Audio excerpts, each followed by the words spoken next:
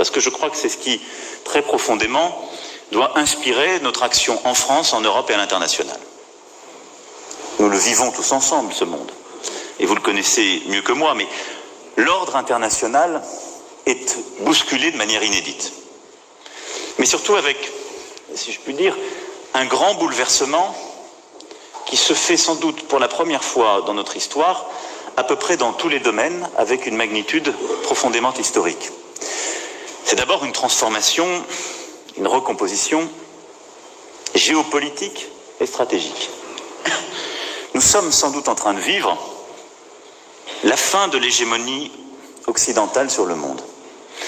Nous nous étions habitués à un ordre international qui, depuis le XVIIIe siècle, reposait sur une hégémonie occidentale. Vraisemblablement française au XVIIIe siècle, par l'inspiration des Lumières,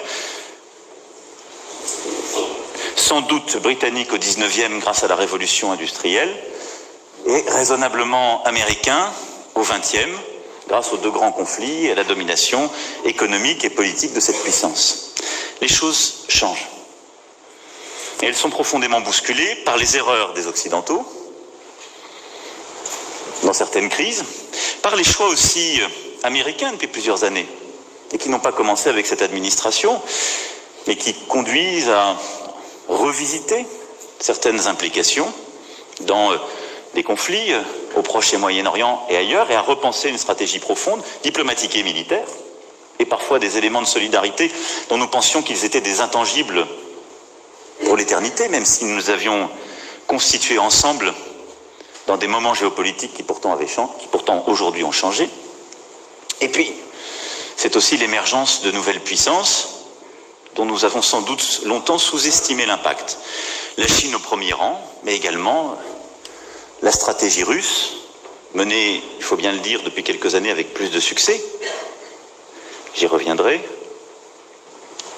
L'Inde qui émerge, ces nouvelles économies qui deviennent aussi des puissances pas seulement économiques mais politiques et qui se pensent, comme certains ont pu l'écrire, comme de véritables États-civilisations et qui viennent non seulement bousculer notre ordre international, qui viennent peser dans l'ordre économique, mais qui viennent aussi repenser l'ordre politique et l'imaginaire politique qui va avec beaucoup de force et beaucoup plus d'inspiration que nous n'en avons. Regardons l'Inde, la Russie, la Chine. Elles ont une inspiration politique beaucoup plus forte que les Européens aujourd'hui. Elles pensent le monde avec une vraie logique, une vraie philosophie, un imaginaire que nous avons un peu perdu. Et donc tout ça vient nous bousculer très profondément, vient rebattre les cartes. Je ne parle pas évidemment de l'émergence africaine, chaque jour confirmée, et qui se traduit aussi là par une recomposition profonde, et j'y reviendrai aussi. Cette stratégie de la prudence, ou de la poursuite des habitudes, parce qu'on peut d'ailleurs suivre cette voie sans considérer qu'on est prudent, si on continue à faire comme avant, pour le dire autrement, qu'on soit d'ailleurs une entreprise, un diplomate, un ministre, un président de la République, un militaire, tous ici dans cette salle, si on continue à faire comme avant, alors nous perdrons définitivement le contrôle. Et alors ce sera l'effacement. Je peux vous le dire avec certitude. Nous savons que les civilisations disparaissent, les pays aussi. L'Europe disparaîtra. L'Europe disparaîtra avec l'effacement de ce moment occidental et le monde sera structuré autour de deux grands pôles, les États-Unis d'Amérique et la Chine. Et nous aurons le choix entre des dominations, nous pourrons faire semblant de l'oublier. On peut le faire très bien, on l'a déjà très longtemps fait sur beaucoup de sujets. On expliquera que nous sommes souverains, on se battra pour maintenir les emplois dans notre pays en faisant des compromis bancals avec des groupes sur lesquels nous ne pouvons plus rien. On essaiera d'avoir des politiques environnementales dans notre pays ou sur notre continent, mais ce sera déjà trop tard puisque nous n'en aurons plus la maîtrise. Et les choses fileront. C'est la ligne de plus grande pente. C'est la ligne de plus grande pente. Il y a une autre stratégie, celle de l'adaptation. Consiste à dire, il faut au fond courir plus vite face à ce monde qui bouge, donc on va essayer de faire quelque chose sur l'écologie vaguement, mais on doit s'adapter à cet ordre qui va plus vite, faire des réformes pour rattraper les autres simplement, en essayant de ne pas vraiment changer, de ne pas vraiment peser. C'est un scénario intermédiaire qui, assez rapidement à mes yeux, nous conduira au même résultat. Je pense même qu'il nous conduira au même résultat avec pour conséquence une réaction profonde, un rejet de notre population, parce que nous ne sommes pas un pays qui aime s'adapter. Nous avons parfois même le défaut de vouloir changer le monde pour ne pas nous adapter, et nous n'aimons pas nous adapter. Je crois que la vocation de la France est ce qui correspond à la nécessité du temps présent. C'est d'essayer de peser dans cet ordre du monde avec les cartes qui sont les nôtres pour ne pas céder à quelque fatalité que ce soit, mais tenter de bâtir un ordre nouveau, dans lequel non seulement nous aurions notre place, mais nos valeurs, nos intérêts, au fond, pourraient l'avoir. Et donc, je ne crois qu'à une chose, c'est la stratégie de l'audace, de la prise de risque. Ce qui veut dire que tout ce que nous sommes en train de faire et tout ce que nous ferons ne réussira peut-être pas. Et il y aura beaucoup de commentateurs pour dire que ça ne réussit pas à certains moments. Ceci n'est pas grave. Ce qui est aujourd'hui mortel, c'est de ne pas essayer, compte tenu de tout ce que je viens de dire. C'est la stratégie de l'audace, de la vision, et c'est d'essayer de retrouver dans ce contexte qui caractérise profondément l'esprit français et au fond, à mes yeux, de refonder ce qu'est profondément la civilisation européenne. Je crois que c'est ça ce qui doit être notre objectif, dans notre pays, dans notre stratégie européenne et au niveau international. L'esprit français, c'est un esprit de résistance et une vocation à l'universel. Un esprit de résistance, ça veut dire c'est ne pas céder à la fatalité ni à l'adaptation des choses et aux habitudes. Ça veut dire de considérer que quand les choses sont injustes, on peut parce qu'on se donne les moyens de le faire, et donc qu'on se donne les moyens d'être plus fort, qu'on fait les réformes pour le faire, qu'on se redonne du muscle économique, productif. On arrive à faire bouger les choses, mais on ne cède pas à l'ordre ambiant, pour des bonnes raisons. Et qu'on arrive à retrouver ce que sont nos valeurs profondes. Et je crois que ce qui a toujours caractérisé l'Europe, ce qui est le fil rouge de notre vocation, c'est un véritable humanisme. Et je le dis parce que ça n'est plus une évidence. Et si nous allons dans le sens de plus grandes pentes, et si nous continuons à voir le monde tel qu'il va et que je décrivais, cet humanisme européen disparaîtra. Les États-Unis d'Amérique sont dans le camp occidental, mais ils ne portent pas le même humanisme. Leur sensibilité aux questions climatiques, à l'égalité, aux équilibres sociaux qui sont les nôtres, n'existe pas de la même manière. Il y a un primat de la liberté qui caractérise d'ailleurs la civilisation américaine très profondément et qui explique aussi nos différences, même si nous sommes profondément alliés. Et la civilisation chinoise n'a pas non plus les mêmes préférences collectives, pour parler pudiquement, ni les mêmes valeurs. Nous sommes le seul espace géographique qui a mis l'homme avec un grand H au cœur de son projet. À la Renaissance, au moment des Lumières, et à chaque fois que nous avons eu à nous réinventer. Et je crois que compte tenu de ces bouleversements, c'est ça le projet qui est le nôtre, et qui doit être à nouveau le nôtre.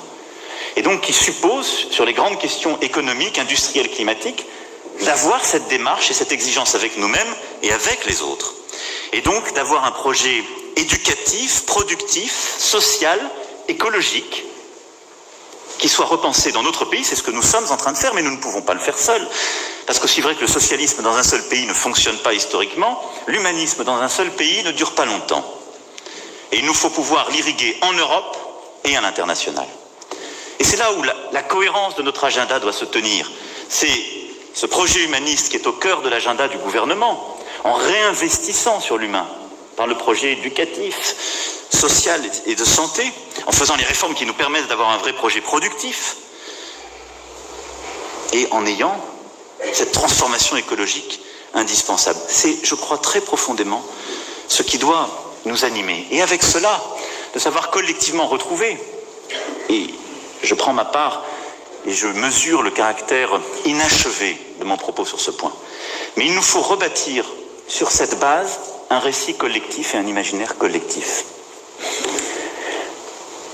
Et c'est pour ça que je crois très profondément que le projet qui est le nôtre, il faut l'assumer comme un projet de civilisation européenne. Le projet de civilisation européenne ne peut pas être porté ni par la Hongrie catholique, ni par la Russie orthodoxe. Et nous l'avons laissé à ces deux dirigeants, par exemple. Et je le dis avec beaucoup de respect.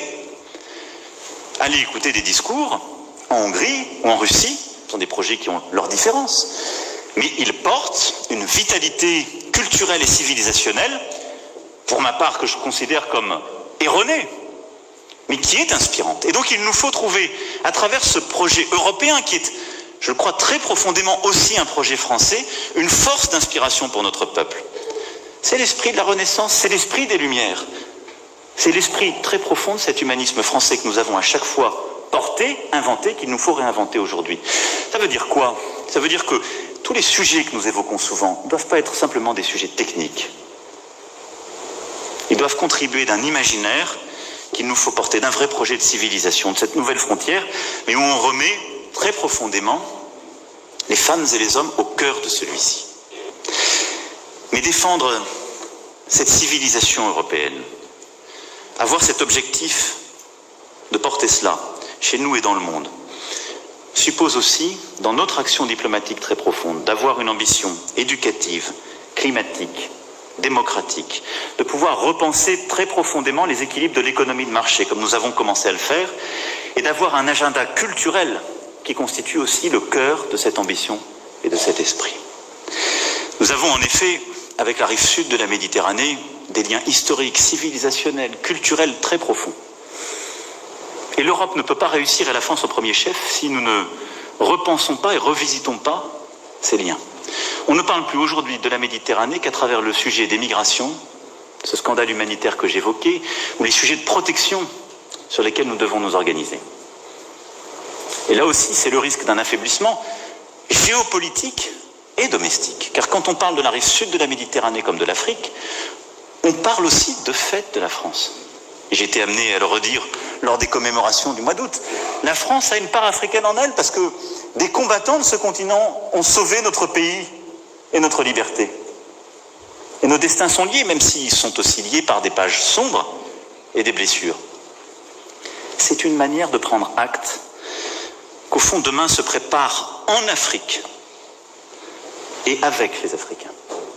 Et je crois que sur ce sujet, cette ligne, qui peut-être parfois est une ligne de crête pour nous, c'est une stratégie essentielle et c'est la plus efficace. Ne tombons pas dans le piège qui consisterait à faire de l'Afrique un théâtre d'influence. Il y a aujourd'hui une stratégie chinoise, une stratégie japonaise, une stratégie turque, chacune avec leur logique, évidemment une stratégie américaine en Afrique.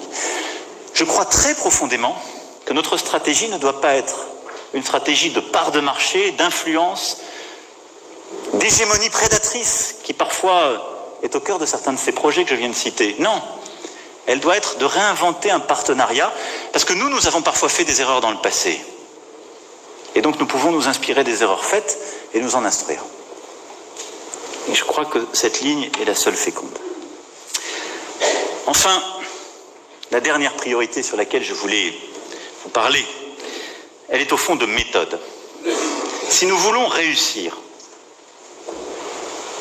à véritablement nous penser comme puissance d'équilibre, rebâtir la souveraineté européenne, réussir à avoir des résultats sur cette diplomatie de bien commun et renouveler ce partenariat avec l'Afrique et la Méditerranée, je crois qu'il nous faut aussi poursuivre le renouvellement profond de nos méthodes. Le G7, à cet égard, a été par votre travail, votre mobilisation, une illustration de cette méthode à laquelle je crois. C'est ce que j'évoquais tout à l'heure de manière plus stratégique, c'est l'audace. Si la France et l'Europe n'ont pas de l'audace pour revisiter leur schéma de pensée, leurs automatismes, réinvestir les instances internationales, personne ne le fera pour nous. Et nous sommes les seuls pour qui l'immobilisme est mortel. Les autres peuvent avoir des stratégies non multilatérales, unilatérales ou bilatérales. Nous, non. Et donc, ce que je vous invite très profondément à faire, c'est d'avoir cette audace et en quelque sorte cette liberté d'action très profonde. Et de manière très simple. D'abord, je pense qu'il est indispensable de renouveler et d'intensifier, je sais que beaucoup d'entre vous le font, mais les liens avec la société civile, dans toutes les interstices de chacun des pays où vous représentez la France et où se joue en profondeur pas simplement la relation bilatérale, mais la compréhension des enjeux profonds. La rencontre des artistes, des intellectuels, des créateurs exprime des failles profondes de ces pays et permettent de comprendre ce que la lecture, sinon du jeu politique ou de ce que nous avons peut-être trop l'habitude de regarder, ne permet pas de lire. Et je crois vraiment que ce que doit aujourd'hui apporter notre réseau diplomatique, c'est cela. C'est un travail extrêmement difficile, j'en ai conscience. Mais c'est là où est la valeur ajoutée qui est la nôtre. Et donc, je vous demande d'aller à la rencontre de tous ces milieux, de la jeunesse, d'être à l'écoute de ses idées, de ses aspirations, de ses projets, d'expliquer la France et ce que notre pays a de singulier, d'attractif, d'innovant, mais aussi de comprendre ce qui se joue en profondeur dans chacun de ces pays. Je crois que nous en avons profondément besoin pour notre diplomatie. Et je pense que si nous voulons être l'épicentre de cette capacité à repenser les grandes tendances du monde et une action utile et d'agir, nous devons aussi le faire avec la société civile. Et c'est là où nous devons continuer à innover. C'est pour ça que j'ai voulu créer l'année dernière le premier forum de Paris pour la paix. L'objectif de ce forum, c'est de pouvoir au moins une fois par an à Paris avoir les grands penseurs, les think tanks, les entreprises, les gouvernements du monde entier qui puissent se réunir et penser un agenda commun. Mais ce travail avec la société civile, avec les intellectuels, les mondes académiques du monde entier est essentiel si nous voulons rebâtir nous-mêmes, penser de manière juste les grands enjeux que j'évoquais. Mais si nous voulons aussi avoir une action utile et les bons relais pour ce faire. Si nous avons pu faire avancer l'agenda de la protection de l'information dans Internet lors de ce G7, c'est parce qu'il y a eu un travail très étroit avec Reporters sans frontières qu'ils ont lancé cette initiative lors du Forum de Paris pour la paix l'année dernière et que nous avons poursuivi l'action. Et donc, on sème ainsi des graines, on a des idées que nous n'aurions pas nous-mêmes et on tire les fils. Et on a ensuite des partenaires de notre propre diplomatie. Et je crois que ce travail avec la société civile ne doit pas simplement être une case à cocher. C'est comment on reconstruit la compréhension profonde d'un pays, la compréhension intime de la France dans ces pays, mais aussi une action utile pour nous-mêmes et sur le plan international. Parce que construire avec les sociétés civiles de chacun de ces pays, c'est aussi se donner la garantie qu'il y aura comme un écho de notre action dans ces pays.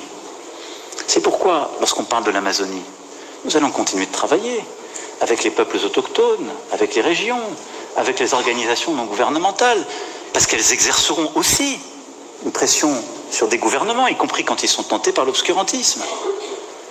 Et ce travail, c'est l'efficacité de notre diplomatie. Mais au-delà de ça, ce que je vous demande, c'est au fond de multiplier les audaces intellectuelles et la ténacité opérationnelle.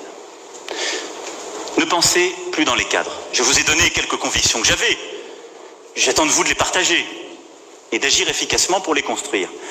Mais je crois qu'au-delà de ça, vous devez être force de proposition. Vous devez aider, évidemment, les directions à Paris, le ministre, le gouvernement, moi-même, aussi à repenser ces équilibres qui sont en mouvement. La diplomatie contemporaine est une diplomatie de mouvement. Et parfois, nous sommes restés dans des guerres de tranchées qui nous empêchent.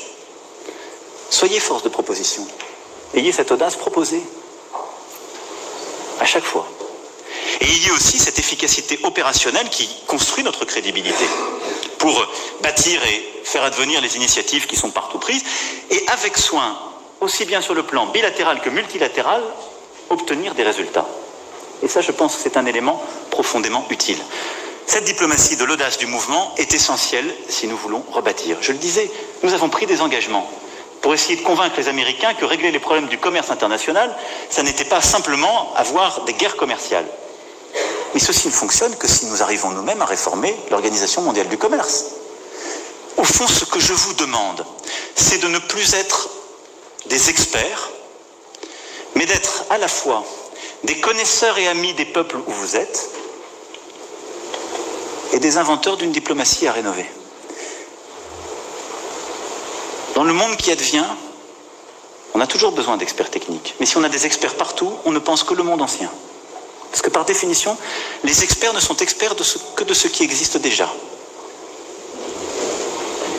Et donc, j'ai besoin d'experts sur certains sujets, de connaisseurs intimes, et je dis d'amis, parce que je pense que c'est ça qu'il faut, et d'entrepreneurs, d'innovateurs diplomatiques.